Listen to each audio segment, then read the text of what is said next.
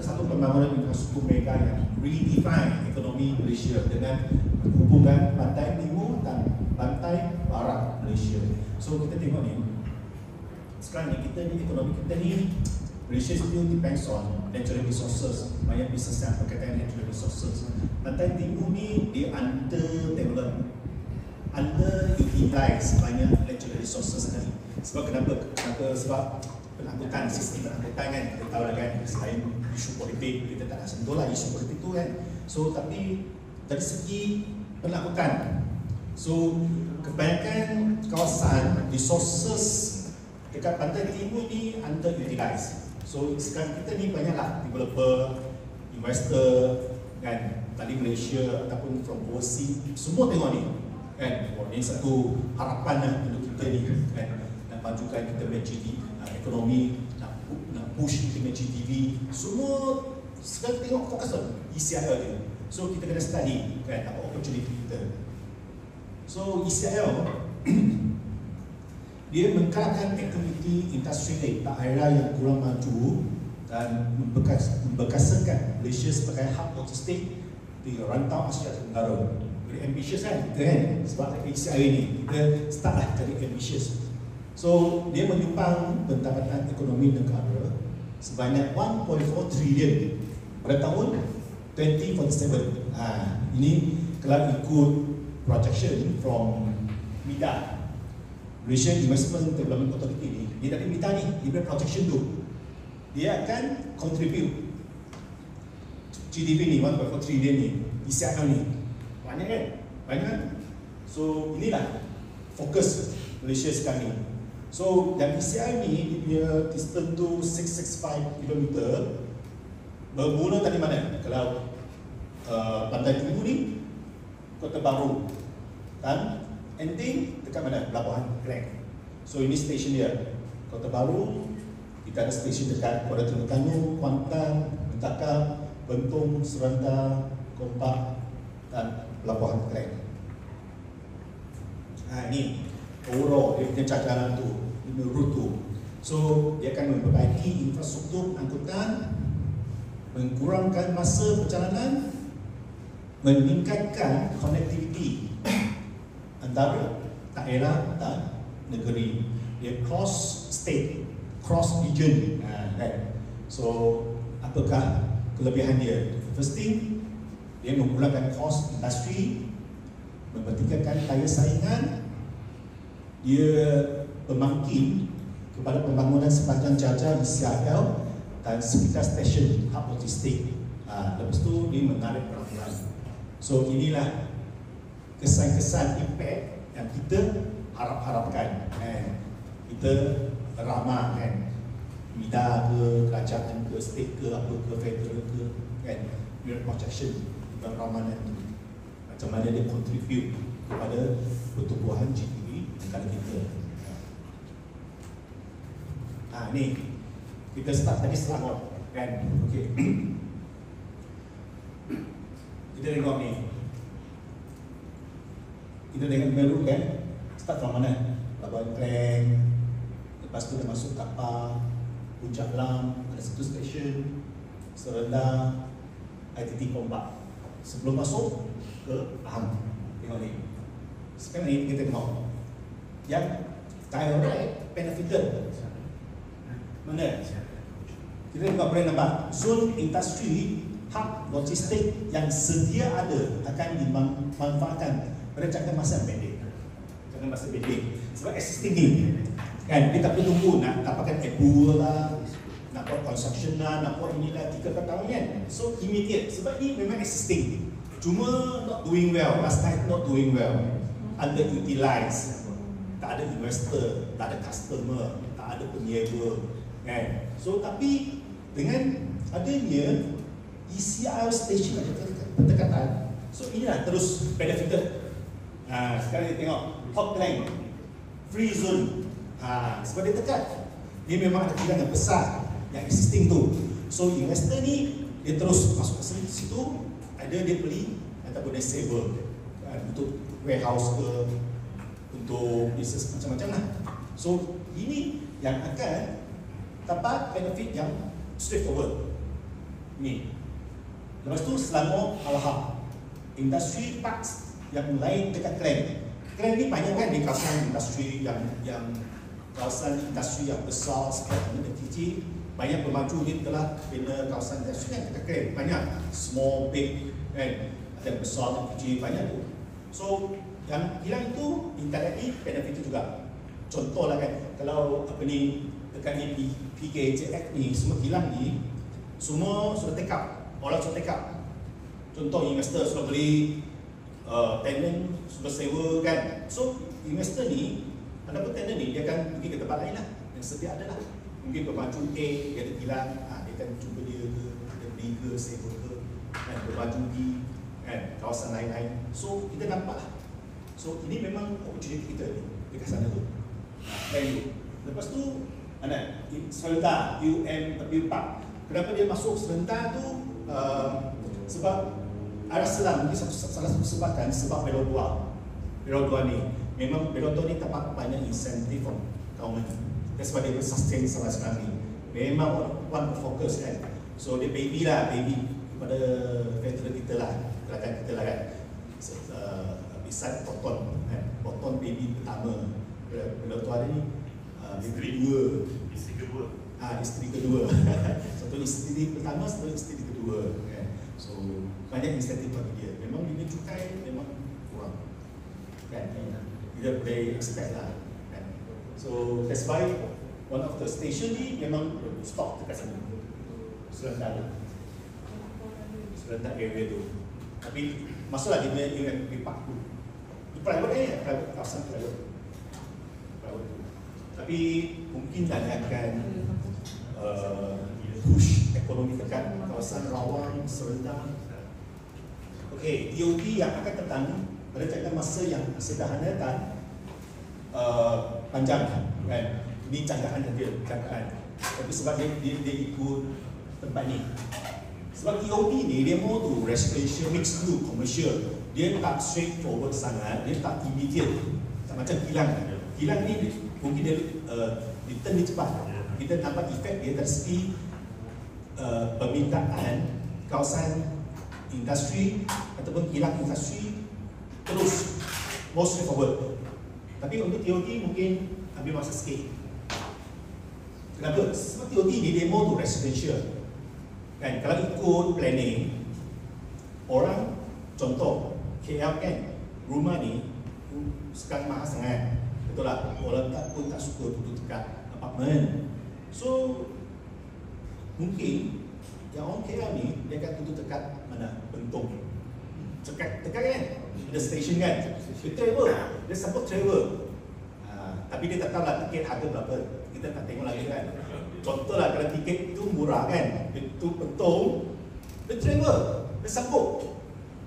Bagi orang yang kerja dekat office lah, tapi bukan untuk kita ni selalu travel lah. Contoh yang staff-staff yang duduk dekat office saja dia tak travel kan. So ini mungkin happen.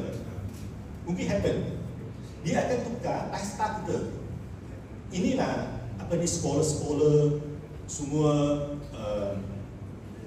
apa ni expert, consultant dia pun kaji macam tu kan. Mungkin dia akan change itu lifestyle. Orang duduk jauh, dia naik Israel, dia kerja dekat KL, Klang, contohlah Klang, Serendang, duduk dekat Bentong, kan? Mungkin. So tapi efek ini mungkin lama sikit. Mungkin orang nak ambil masa untuk accept cara hidup, gaya hidup yang sebegini. Okey, Pahang ni. Okey, ni Pahang ni, kita tengok ni. Banyak kalau tengok banyak stesen dekat, paling banyak ni stesen dekat Pahang ni. Memang fokus dekat Pahang. Sebab Pahang ni dia dekat dengan Selangor. So yang benefited, state yang akan dapat benefit direct dari ICIL ni memang Pahang. Sebab dia dekat dengan Selangor. Kita tengok memang banyak stesen. So Pahang ada port. Ada port. Ada. dekat Kuantan je. Dekat Kuantan ni. Kalau kawasan tanaman ni dia ada pelabuhan taratan, dia panggil pelabuhan taratan, mungkin transition point. Tapi dia bukan tepi laut. Dan tepi laut port Kuantan je, dekat sini. Dekat sini. Pantai Timur. Kalau kawasan tanaman di sini memang tak ada. Dia more to warehouse, transition point. So kalau kita tengok ni, yang existing ni Bahang Teknologi Park, Lampang Alahak, ni existing ni. Memang dia bypass kawasan ni. Banyak investor ni sekarang dah masuk sini lah. I pun banyak jumpa investor kan, real estate agent ke apa ke, consultant, memang banyak nak masuk sini. Kuantan ni station ni. So yang lain tu mungkin ambil masa lama sikit lah. Contoh Tentung, Industri Park, Temerloh, Smart City, tengok ni. Ini sumber from Mida. Ini bukan ini tadi. Mida juga Mida. Website dia. Kan? Memang screenshot ini from Mida punya website. Kalau tuan-tuan perempuan yang tahu lebih, boleh masuk website Mida tengok. Tapi tak banyak dia punya information tak banyak. General je. Dia bagi general macam ni. So tengok ni. Di kawasan. Okey. Bahang ni, dia direct benefited from ECIL. Kenapa ni? Sebab dia mempunyai sumber semula jadi yang terkaya di Semenanjung. Dia memang potensi untuk food security. First consideration, one of the consideration kawasan utama di mana government dia fokus on food security. Banyak sektor, banyak development ataupun establishment telah ditumpukan dekat Bahang ni untuk food security purpose. Sebab Bahang ni tanah besar, banyak tanah lagi tu. Dia fokus on food security. Sebenarnya ECIL ni. So macam I sebut tadi, kenapa Bahang ni benefited direct from this ECIL? Sebab ada spillover effect. Memang kita tengoklah kan, kalau Pompat area, Klang Valley area, KL memang overcrowded kan. Orang tengah nak move ke tempat lain. Kalau ECIL ni siap, mungkin dia akan change the lifestyle. Dan orang mungkin happen tu. So lepas tu ada lagi kan kelebihan Bahang ni, sebab the landmark antarabangsa kan. Kalau kita sebut Bahang saja, mungkin foreigner tak tahu mana tempat dia. Tapi kita sebut Genting Highland, Taman Negara, semua tahu. Ini kelebihan dia. Sebab foreign investor ni, kalau dia nak masuk, first thing dia nak tanya, apa landmark sana yang dia familiar? Genting Highland, memang international landmark. Kalau kita sebut Bahang, okay. Kalau you nak invest ke Bahang ni, okay, dia dekat dengan Genting Highland. Dia boleh imagine lah kan? Kalau kita dapat imagine, Bahang ni state mana, dekat mana? Kuantan. Dia pun tak familiar dengan Bahang kan, betul tak? Mungkin dia pernah dengan Kuantan lah. Tapi kawasan pertanaman Bahang ni dia tak pernah dengar. Tapi bila kita mention Genting Highland ni, dia tahu. Okey, dia nak buat keputusan untuk invest dekat Bahang sedang sikit, cepat sikit. Okey, faham. Dia tahu mana Bahang dia. Okey, ni rancangan tempatan. Draft rancangan tempatan. So dekat Tentung. Ni bisa kan? Ini kawasan dia. Stesen dia dekat sini. So kalau kita tengok, dia memang dekat dengan bandar Tentung. Ini kawasan perumahan di sekitar. Ini kawasan industri. Memang dia nak upgrade untuk cater keperluan sini. Kalau kita buka ataupun masuk website Majlis Tentung ni, kita boleh dapat info ni. Ataupun kita cek website Plan Malaysia, Jabatan Perancangan Pantai dan Desa ni, boleh nampak ni. Ini semua ni. Di plan ni. So dia akan naikkan satu pusat pentadbiran baru dekat Tentung ni. Sebab dia foresee memang sini kawasan dah penuh lah, tak boleh expand lagi. So sekarang dia buat persediaan nak buat satu pusat penampilan dekat sini. Ini projection dia. So kita nampak tak opportunity kita ni dekat mana. Tapi ini tanah, bagi tanah orang sudah ambil lah, betul tak? Kita pun di sini lah opportunity kita. Study ini, tengok apa opportunity kita. Okey, faham? Okey, sekarang kita masuk kawasan Temerloh. Temerloh Mentakap. One of the focal of the state. Memang focal of the state. So sini siap lalu kat sini kan? Lalu juga betul. Ini lain dia. Saya memang ada projek dekat Temerloh ni. Ada projek dekat Temerloh, dia dekat dengan stesen ni. Dia tak ada aktivitas dia. Ada. Dia industri yang existing. Dia tak centralized. Dia memang selelak.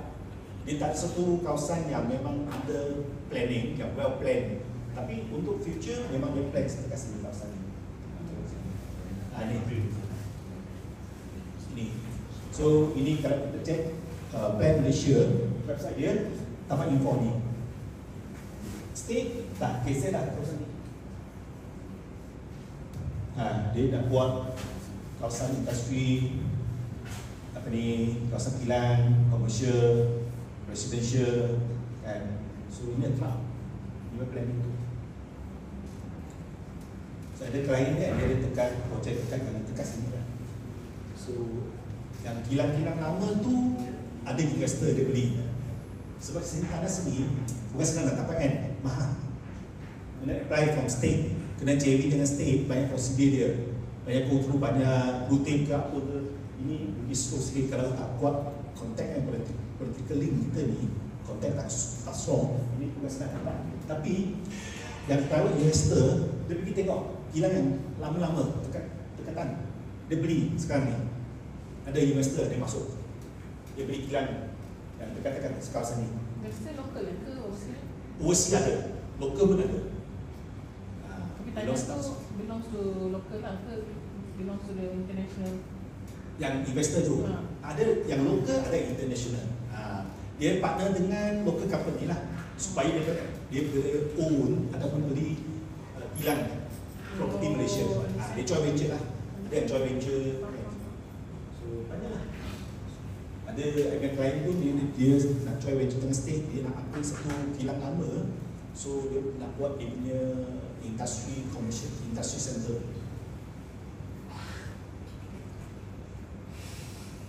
Okay, ini because of that special planning, inilah state dia nak perlukan utility ni, kemudahan ni, contoh kan. So dia buat ujulan bahawa dia perlukan bekalan air ini sekian banyak. Okay, dia nak settle, dia nak lupuskan sisa bekerja ni berapa tan future sebab ICIL ni, sebab zoning tadi tu ni nak buat ni, buat ni. Ini siapa ada kontak boleh masuk sekarang. Dia nak upgrade telecommunication ni kan, form lah satu special SPV dengan state, special joint venture dengan state, boleh. Terus walk in lah, apa ni, pejabat, ketua, setiausaha, cubalah walk in lah. Kan, tanyalah dapat info dulu macam mana kan. Banyak ni dia nak planning ni benda ni kan. Dia buat ujulan untuk kekelan elektrik ini sekian banyak. So dia nak tarik investor masuk untuk invest untuk power ni, utility dan power sumber ni, infrastruktur. Untuk cater future population 42,000. Tengok apa opportunity tadi. Okay, Kelantan ni. Kelantan kita ada 2 stesen, satu dekat Kota Baru, satu Pasir Putih. Kan, siapa yang ada tanah dekat sana, tengok apa opportunity kita ni. So, zone industri dan hub yang sedia ada akan datang, dan juga akan datang ada Top Mari Industry Park ini. Dia Top Mari Industry Park. Kalau untuk TOD, dia fokus on Kota Baru Sentra, KB Sentra. Tengah buat ni. Tengah naik ni. Kalau logistik, sampai sama juga top balik England Port.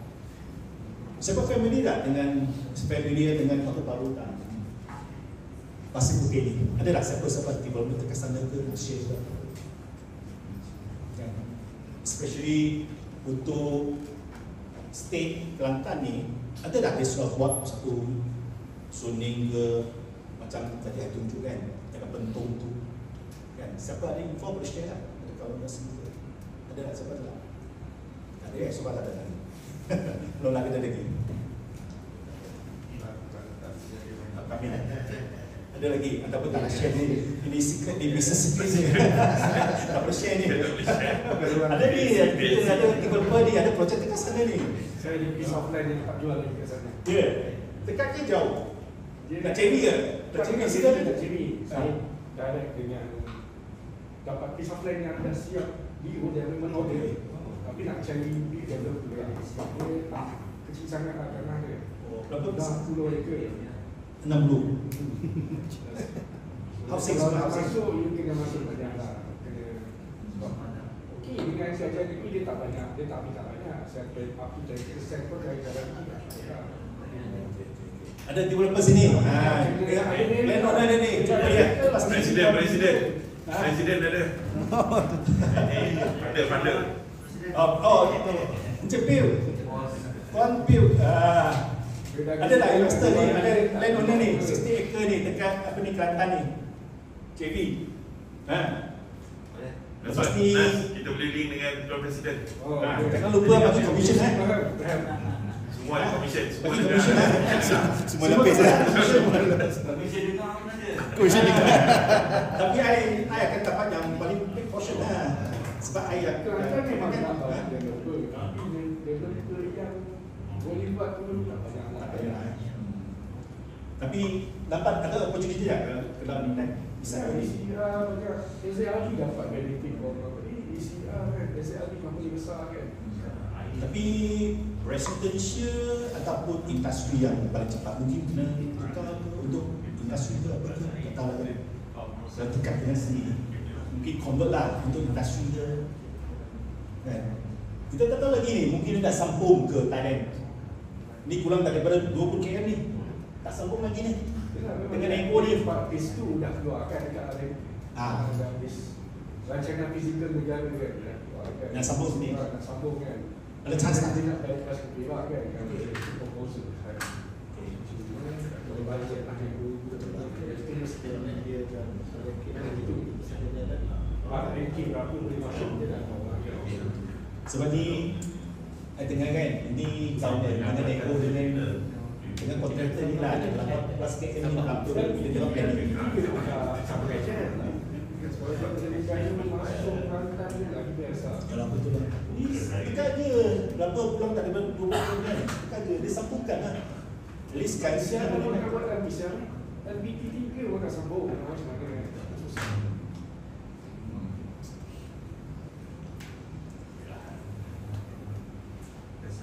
Okay, Kelantan Industrial Ecosystem. Okay.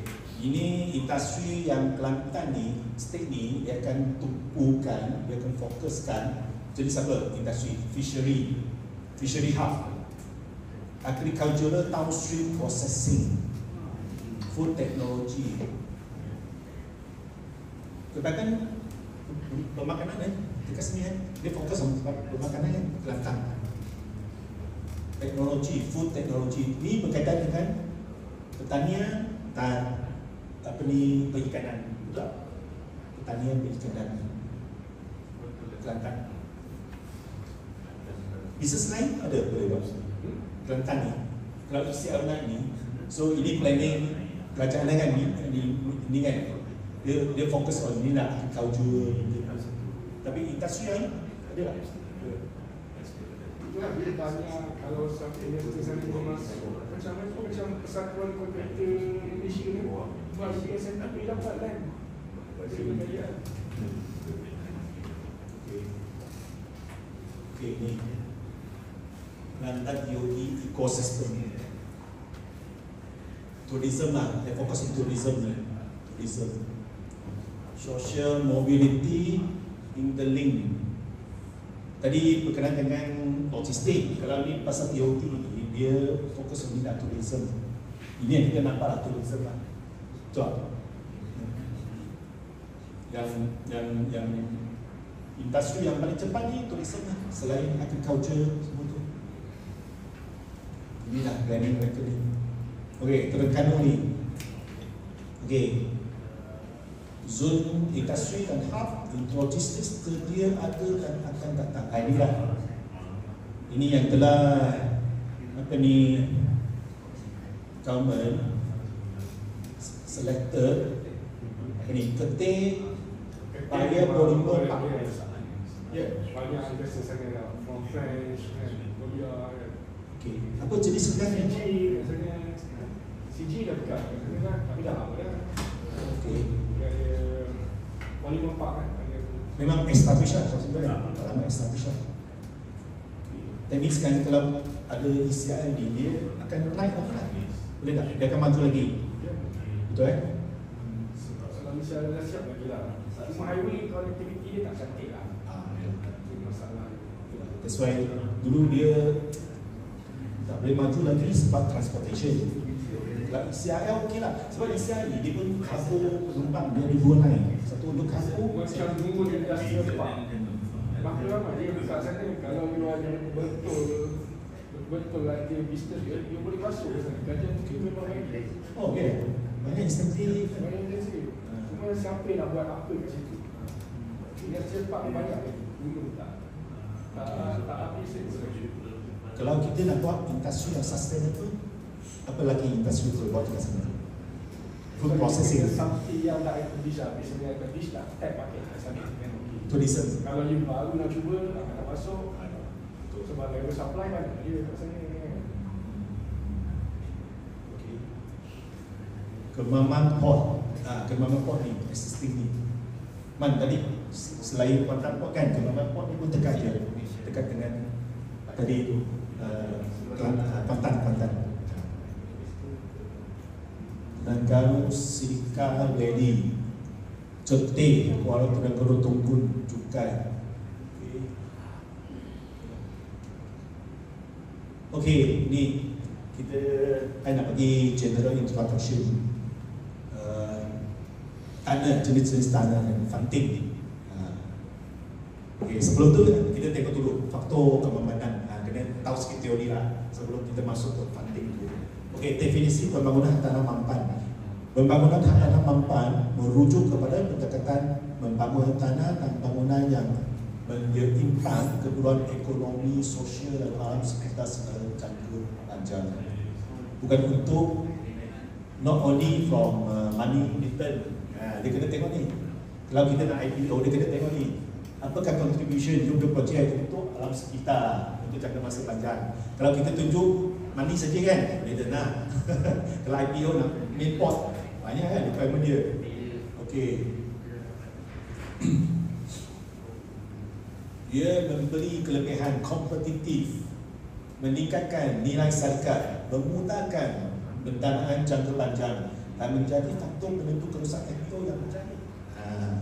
Tadi Air Panjang lebar kan cerita pasal pembangunan strategi, apakah hubungan dia, relevannya dengan kemampanan. Inilah sebabnya. So lepas ni yang konsultan kita dia tak sentuh benda ni lah, dia suka point aja kan. So saya nak bagi satu gambaran bahawa penting kan. Kita tanya kita sendiri, sudah ready ke belum kita ni kalau nak IPO? Betul? Ready ke tak ready ni? Projek kita ni sustainable tak sustainable untuk IPO? Tanya dulu kan sebelum kita tahu detail ini. Okey. Memberi ulangan ekonomi yang berterusan, meningkatkan kualiti hidup komuniti, memulangkan kesan negatif kepada alam sekitar. Ni ESG ni banyak. Kalau kita tengok term mesti ESG banyak dalam company yang listed, tiba annual report ke apa ke, banyak ni term mesti. Apa maksud dia? Environmental, social dan governance. So So ni ada satu inkubatif ataupun yang awalnya berupa dalam industri kewangan dan pelaburan. Kalau foreigner datang nak join venture dengan kita ataupun dia nak buy over local company dan expand business dia merger, dia buy over je company kita, contoh kan, dia akan tengok ada lagi ada elemen ni. Kalau kita nak tarik investor overseas, kita kena prepare ni benda ni. At least on paper nampaklah best fit kan, senang lah kalau nak jemput foreign investor nak invest dalam company kita ke apa ke, tak kan, nak pergi IPO not only Malaysia, nak IPO dekat overseas ke apa, contoh kan, kena buat starting lah, kena buat benda ni.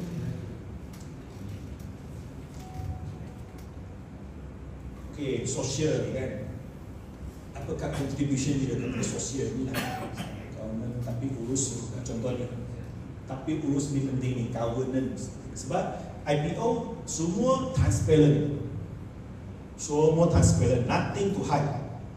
Kita sebab kalau company yang nak IPO ni sebelum ataupun selepas ni semua kena transparent. Investor, individual ataupun corporate dia akan tengok. Auditor ikut kita. Oh ni director ambil berapa gaji dia, allowance berapa, semua transparent. Inilah maksudnya, tapi ulus dan transparent. Kalau kita biasa, contohlah kita ni director, shareholder, company kan, one man show ke, dua director saja kan, kita spend aja, ini pun claim lah, itu pun claim lah kan, ini guna duit untuk private investment lah kan, hari ni pinjam duit dari company, besok pulangkan tapi tak bayar balik interest, suka-suka withdraw 100,000, beli tanah, suka-suka buat tu, tak boleh tu. Better kalau you nak prepare for IPO, contoh kalau company kita every year kita profit 2 million tapi tak buat proper paperwork, you kena buat start balik sekarang ni untuk masa yang depan. Kena anticipate, tanya consultant apa yang boleh claim, apa yang berguna, tanya dia. So kena start from now. Banyak company dia buat berhad, dia tak start from sedepan, dia sakut, dia kena buat balik. Itu tahun break yang berhad, dulu dia bercakap kesennya mahal balik, lepas tu buat balik. Dia spend banyak tu, dia spend banyak duit, dia wasted banyak duit ni sebab dia tak tengok ni. Faktor ni penting ni. Company yang listed ni kena transparent, semua transparent. Masa AGM kena soal ni, shareholder akan soal ni, semua investor individual, big shareholder akan soal ni, macam-macam ni soal ni. So kena transparent, transparent. So kena prepare. Ini dulu, kena prepare kan. Kalau company tuan-tuan dan puan-puan sekarang profit every year after tax 2 million, 3 million, rasa-rasa belah IPO ni, tapi kena check lah company kita ni, financial dia control macam mana. Okay, ni mengapa pembangunan hartanah mampan penting untuk pendanaan jangka masa panjang dan IPO. Inilah tarikan kepada investor. So dana besar, sovereign fund, pension fund, unit trust semakin meletakkan syarat ESG dalam pelaburan mereka. EBF, kalau tak EBF nak invest company kita kan, baik kita share masa kita IPO ke apa ke, kalau consultant dia nak arrange EBF nak invest company kita masa IPO ni, kena ni fund manager besar Malaysia ataupun international, dia kata kestabilan nilai aset hartanah yang mampan lebih tahan terhadap risiko pasaran. Contoh kenaikan cost utility peraturan karbon. Ini cost utility ni kenapa banyak company building go for green energy, sebab peperangan sekarang ni banyak perang kan, Ukraine, Russia, Soviet, banyak tempat. Dia efek apa? Yang efek direct apa? Cost utility tu banyak country dekat Europe ni affected, dia suffer sebab peperangan ni Ukraine dengan Russia ni. Yang sebelum ni memang Russia dia supply semua gas ke Europe kan. So yang Europe ni dia kenakan centrally kan, dia boycott dia tak supply. Sekarang suffer sebab cost naik, cost utility naik, operation cost kilang affected, rumah pun affected, penduduk juga affected. Sebab 4 season, masa musim sejuk, dia orang nak panaskan rumah, dia guna apa? Gas. Affected badly. So sekarang orang sekarang ni memang fokus on green energy. Dia tak depends on satu lagi energy. Kalau development kita, building kita ni ada ambil kita faktor green building, utility saving, kelebihan. Salah satu kelebihan dia.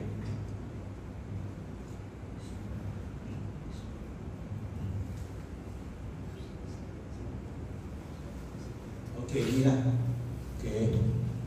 Ini secara ringkas lah. Nanti Mr. Ching boleh tanya dia lah kan, apa lagi keperluan kelayakan untuk IPO kan. Kalau on paper, ialah bursa saham Malaysia dan bursa pelupa kini mengutamakan syarikat yang mengintegrasikan ESG kan, masih ESG.